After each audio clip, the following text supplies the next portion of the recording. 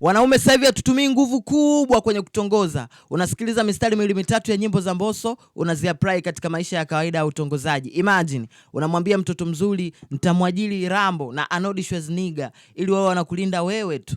Au nitaweka ulinzi wa mbwa mkali ili usiibiwe na panyalodi. Sasa huyo mtoto atakukataa kweli ndugu yangu? Hebu chukua hiyo kodi itumie kwenye maisha yako ya kawaida ya utongozaji. Bro, this is more than art. Yaani ukiwa unasikiliza nyimbo za Mbosso, hutamani kupitwa na sekunde hata hii. Imagine, mimi toka nimeanza kusikiliza hii track ya Ozalima mpya kabisa ambayo sasa hivi imetoka na inapatikana kwenye digital platform zote.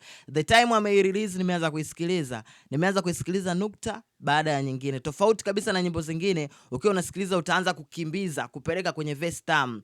Hii nyimbo ya Mbosso sehemu zote ni tamu bro. Kuanzia sekunde ya kwanza mpaka inatamatika, sehemu zote ni tamu. Kwa sababu gani? Mashairi yamepangiliwa on point. Bro, yani Mbosso ni zaidi ya mwanamuziki. Kwa sababu kile ambacho anakiimba, sio tu anakiimba kwa ajili ya kufurahisha umma, hapana. Lakini ukiwa unasikiliza nyimbo zake kwa uzuri na utulivu, utagundua ni namna gani Mbosso kile ambacho waga anakiexpose kwenye jamii ni zaidi ya sanaa ya usanii.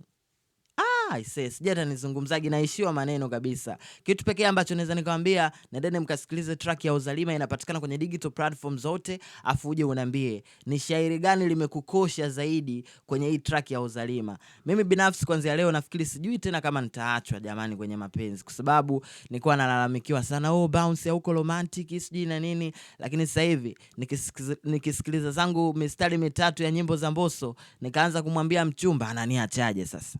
Ananiachaje? Bana, mimi naitwa Bounce. Hizi ni updates za entertainment ambazo unazipata hapa. Don't get it twisted, more update coming.